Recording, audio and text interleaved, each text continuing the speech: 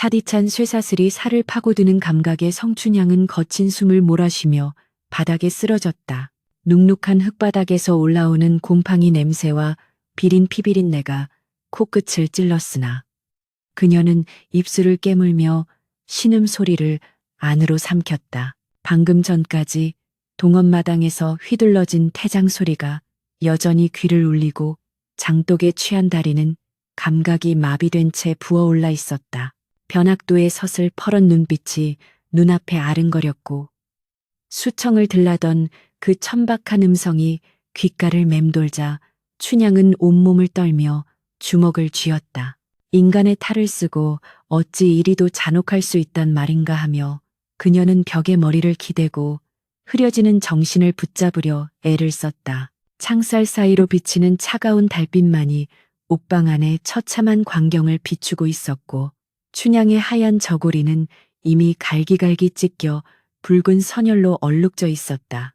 육신은 비명을 지르고 있었으나 그녀의 눈동자만큼은 깊은 밤의 별빛처럼 형형하게 빛나고 있었으니 이는 죽음보다 무거운 정절의 무게였다. 내 비록 천한 기생의 딸로 태어났으나 마음만은 일편단심 한 선비만을 향하고 있거늘 어찌 짐승 같은 자의 품에 안겨 평생을 욕되게 살겠느냐는 다짐이 마음속 깊이 뿌리박혀 있었다.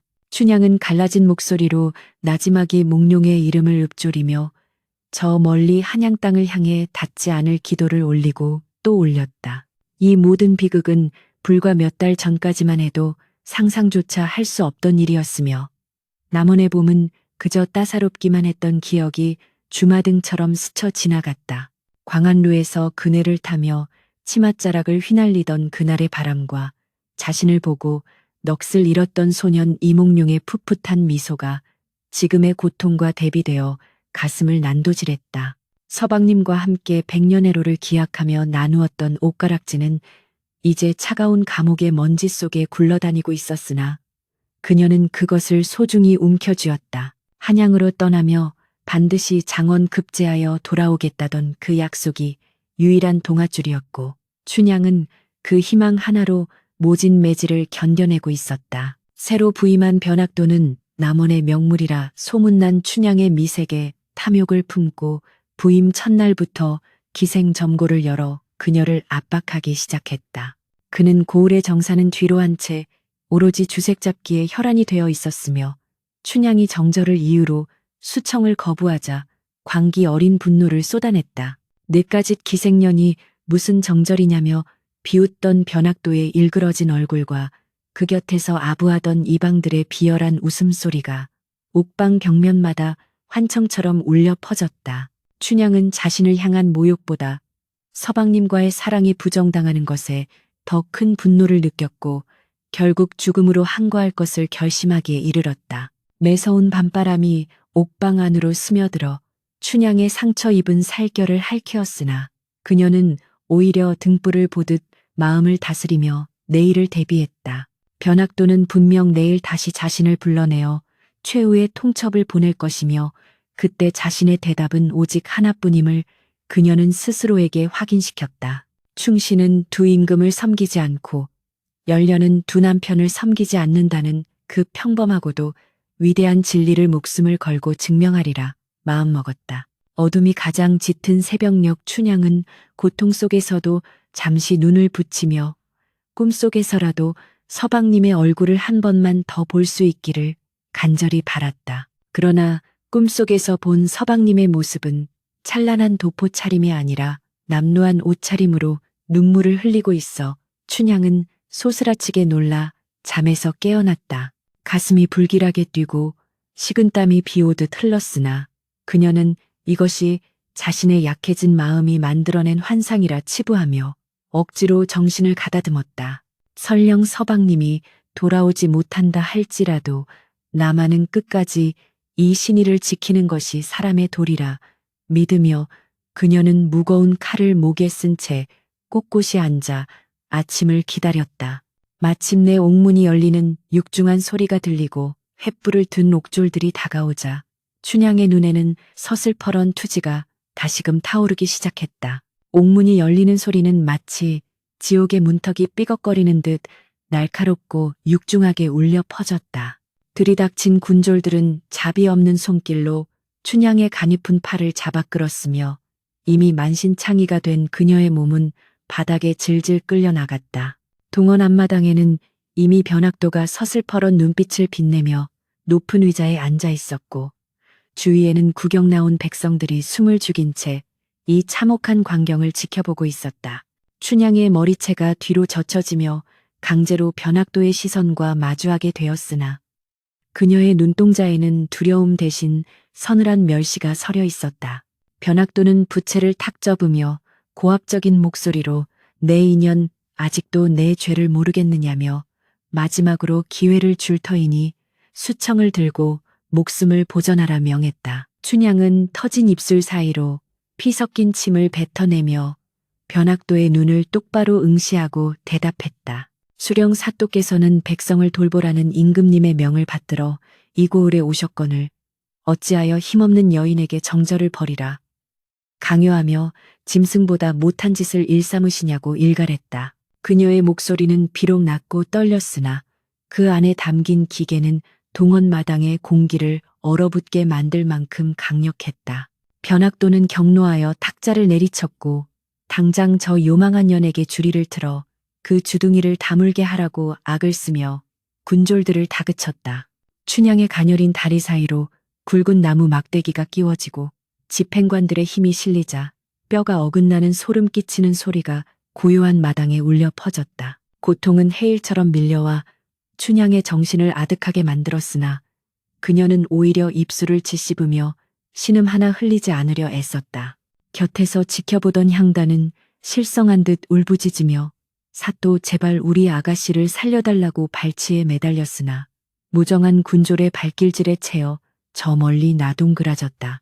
마을 백성들은 차마 눈을 뜨고 보지 못해 고개를 돌리거나 소매깃으로 눈물을 훔치며 수근거렸으니 민심은 이미 변학도의 잔혹함에 등을 돌린 지 오래였다. 춘향은 고통의 정점에서 가슴속 깊이 간직한 몽룡의 얼굴을 떠올렸고 이 고통이 끝나면 서방님이 계신 하늘나라에서라도 만날 수 있으리라는 마지막 희망을 붙잡았다. 변학도는 춘향이 실신할 지경에 이르러서도 분이 풀리지 않는지 채찍을 직접 들고 다가와 그녀의 어깨를 사정없이 내리쳤다. 비단같이 고왔던 피부는 갈갈이 찢겨 붉은 속살이 드러났고 춘향의 의식은 점차 어둠 속으로 침잠에 들어갔다. 그러나 그 무의식의 끝자락에서도 그녀는 충신은 불사이군이여 열려는 불사이부라며 나지막이 읊조렸으니 이는 변학도에게 보내는 가장 강력한 저항이자 선언이었다. 변학도는 춘향의 고집에 질려버린 듯 씩씩거리며 인연을 다시 옥에 가두고 내 생일잔치날 본보기로 목을 베어 백성들의 기강을 잡겠노라 선포하고는 자리를 떴다. 다시 차디찬 옥방으로 던져진 춘향은 이제 스스로 몸을 가눌 힘조차 남아있지 않았으나 정신만은 여전히 맑게 깨어 있었다. 옥졸 중 한 명이 그녀의 기계에 감복하여 몰래 물 한 사발을 들여보냈으나 춘향은 그 물을 마시는 것조차 힘에 부쳐 바닥에 엎드려 헐떡였다. 밖에서는 가을바람이 불어와 낙엽이 굴러다니는 소리가 들려왔고 춘향은 자신이 맞이할 마지막 날이 멀지 않았음을 직감했다. 서방님은 지금쯤 무엇을 하고 계실까? 혹여 나를 잊으신 것은 아닐까 하는 약한 생각이 들 때마다 그녀는 도리지를 치며 자신의 선택이 틀리지 않았음을 스스로 위로했다. 이튿날 옥방 근처를 지나던 이방들의 대화가 춘향의 귀에 들어왔으니 한양의 이 도령이 가문이 몰락하여 거지가 되었다는 소문이었다. 춘향의 심장은 철렁 내려앉았으나 이내 고개를 가로저으며 설령 서방님이 거지가 되었을지언정 나를 향한 마음만은 변치 않았을 것이라 믿었다. 오히려 서방님이 어려운 처지에 놓였다면 내가 이곳에서 죽어 넋이라도 되어 그를 보살펴야겠다며 서글픈 미소를 지어 보였다. 정절이란 상대의 지위나 재물에 따라 변하는 것이 아니요 오직 사람의 됨됨이와 처음 맺은 언약에 있음을 그녀는 죽음의 문턱 앞에서도 잊지 않았다. 밤이 깊어지자 춘향의 상처 부위는 덧나기 시작했고 고열이 그녀를 괴롭혔으나 그녀는 옥벽에 손톱으로 글자를 새기며 버텼다.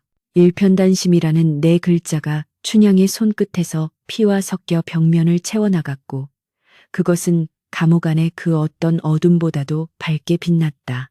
변학도의 폭정 아래 남원의 민초들은 춘향을 위해 몰래 기도를 올렸으며 그녀의 소식은 서서히 고을 담장을 넘어 멀리 퍼져나갔다. 춘향은 이제 육체적 한계를 넘어 영혼의 힘으로 버티고 있었으며 그녀의 투쟁은 이미 개인의 정절을 넘어 불의한 권력에 맞서는 상징이 되어가고 있었다. 옥방의 무거운 공기는 춘향의 폐부를 짓눌렀고 상처에서 배어나온 진물은 해진 옷가지와 눌어붙어 떼어낼 때마다 생살이 찢겨나가는 비명이 터져나왔다. 어느 날 새벽녘 옥창 너머로 들려오는 까마귀 울음소리가 유난히 불길하게 들리던 차에 옥졸들의 수군거리는 소리가 춘향의 흐릿한 의식을 깨웠다. 한양에서 내려온 소식통에 의하면 이몽룡이라는 자가 가산이 탕진되어 유리걸식하다가 결국 종적을 감추었다는 내용이었으며 이는 변학도가 춘향의 의지를 꺾기 위해 조작하여 퍼뜨린 독약 같은 소문이었다.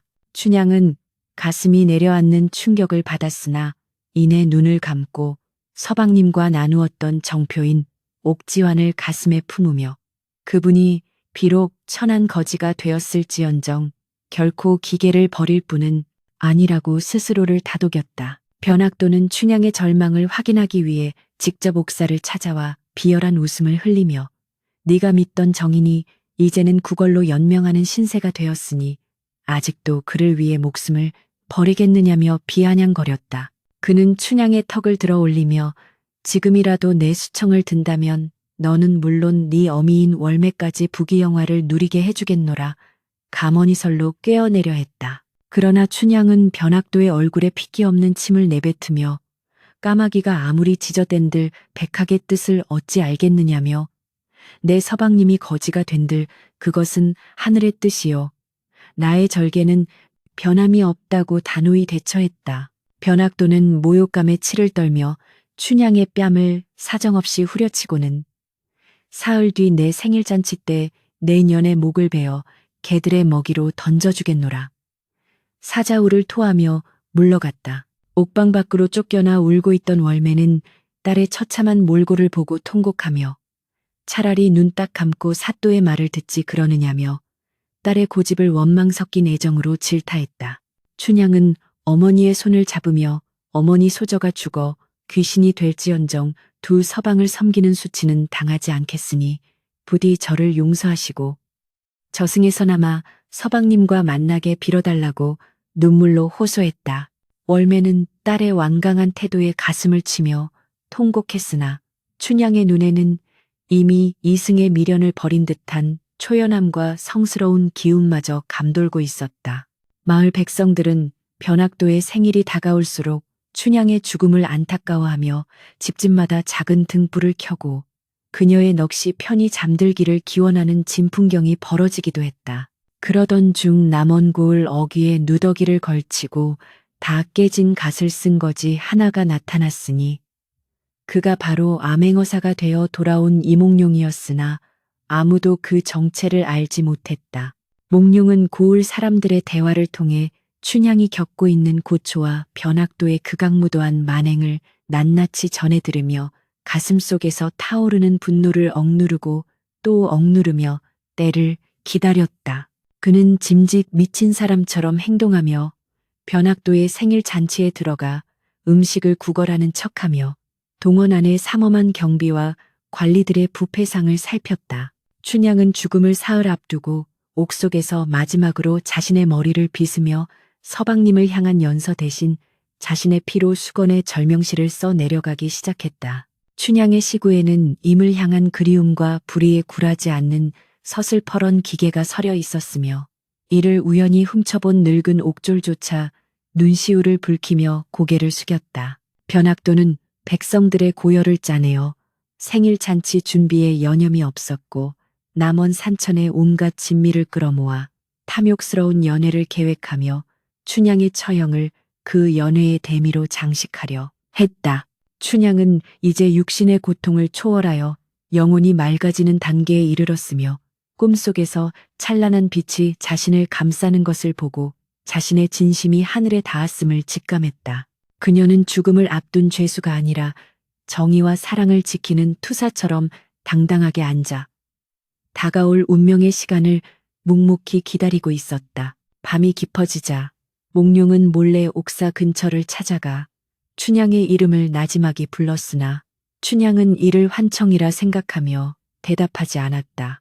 몽룡은 춘향의 야윈 손이 창살 밖으로 나와 있는 것을 보고 가슴이 찢어지는 고통을 느꼈으나 자신의 신분을 밝히면 계획이 어긋날까 두려워 차마 손을 잡지 못한 채 돌아서야만 했다.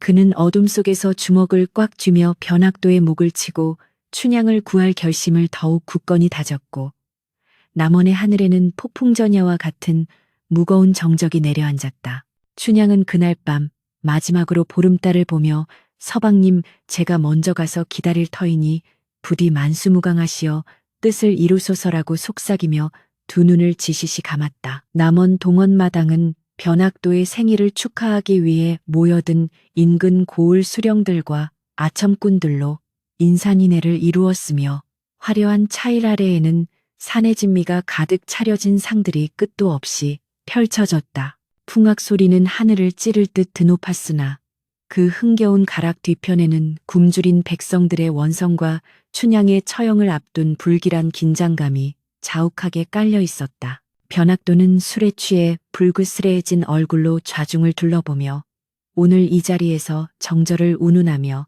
내 명을 거역한 요망한 죄인을 처단하여 관의 위엄을 세우겠노라 큰 소리를 쳤다.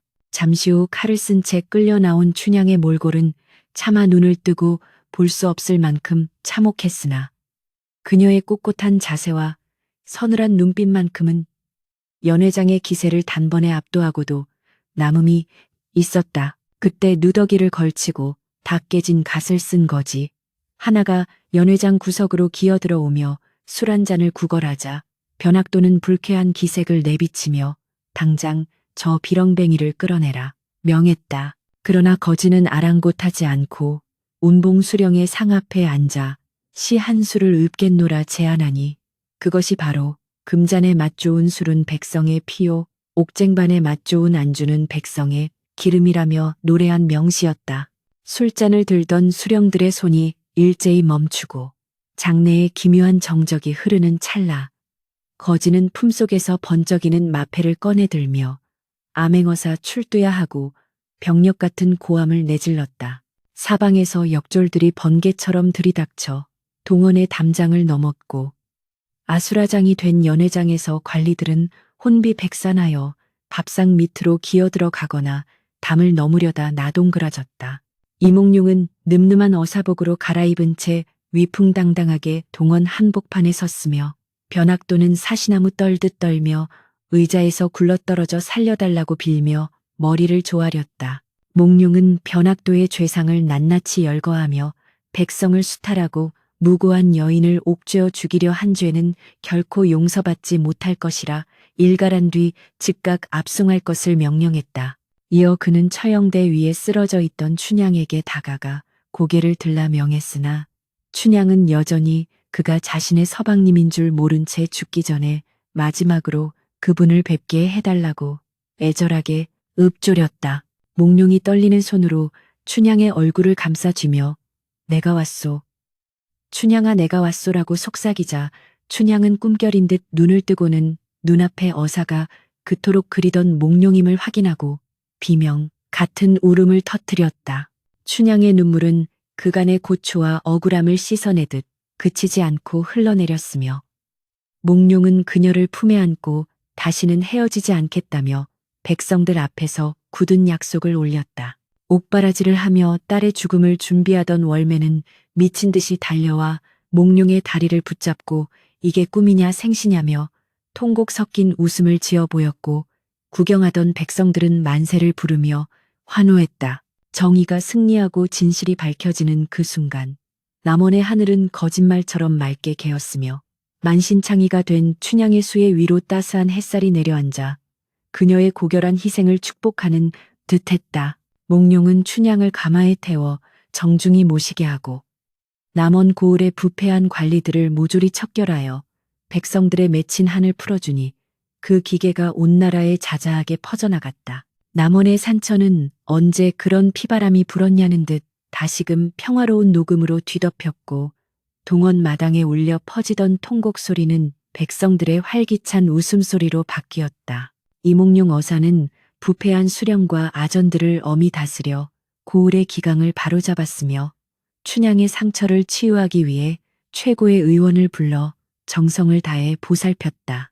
춘향의 몸에 새겨진 매질의 흔적은 서서히 아물어갔으나 그녀가 보여준 고결한 정절의 향기는 남원 땅 구석구석에 스며들어 여인네들의 귀감이 되었고 사대부들조차 그녀의 기계에 고개를 숙였다. 며칠 후 몸을 추스른 춘향이 단장하고 몽룡 앞에 섰을 때 그녀의 자태는 고난을 이겨낸 인고의 꽃처럼 더욱 찬연하게 빛났으니 이는 한낱 미색이 아닌 굳건한 영혼에서 우러나오는 아름다움이었다. 몽룡은 임금님께 상소를 올려 춘향의 정절을 치하하고 그녀의 신분을 면천하여 정식 부인으로 맞아들일 수 있도록 허락을 구하니 왕은 그 지극한 사랑과 충심에 감복하여 춘향에게 정렬 부인의 칭호를 내렸다. 월매는 평생의 한이었던 딸의 신분 문제가 해결되고 번듯한 대가댁 마님으로 불리게 되자 매일같이 춤을 추며 동네 사람들에게 인심을 베풀었고 향단이 또한 주인을 잘 모신 공으로 큰 상을 받았다. 한양으로 올라가는 길에 춘향과 몽룡은 다시 한번 광안루를 찾아 처음 만났던 그날을 회상하며 서로의 손을 꼭 잡았으니 이는 단순한 남녀의 정을 넘어 고난을 함께 이겨낸 전우이자 평생의 동반자로서의 결속이었다. 한양에 도착한 춘향은 시부모님께 예를 다해 효도를 다하였고 몽룡은 조정의 요직을 거치며 백성을 위한 정치를 펼쳐 명제상으로 이름을 떨치게 되었다. 두 사람 사이에는 아들과 딸이 태어나 가문이 번창하였으며 그들은 자녀들에게 권력에 굴하지 않는 정의로움과 사람 사이에 지켜야 할 신의가 무엇보다 소중함을 몸소 가르쳤다. 세월이 흘러 머리가 희끗해진 후에도 몽룡은 매년 봄이면 춘향을 데리고 남원을 찾아가 백성들과 어울리며 그날의 시련이 결코 헛되지 않았음을 확인하곤 했다. 사람들은 이들의 이야기를 노래와 극으로 만들어 대대로 전수하였으니 이는 권력의 횡포 앞에 무너지지 않는 평범한 이들의 위대한 승리를 상징하는 영원한 유산이 되었다. 춘향이 남긴 교훈은 비단 여인의 정절에만 국한된 것이 아니라 불의에 타협하지 않는 서슬 퍼런 기계와 진실한 사랑이 가진 치유의 힘을 만천하에 증명한 것이었다. 변학도와 같은 탐관오리는 역사 속에 오명을 남기며 사라졌으나 춘향의 이름은 백성들의 가슴 속에 희망의 등불로 남아 어두운 시대를 밝히는 빛이 되었다.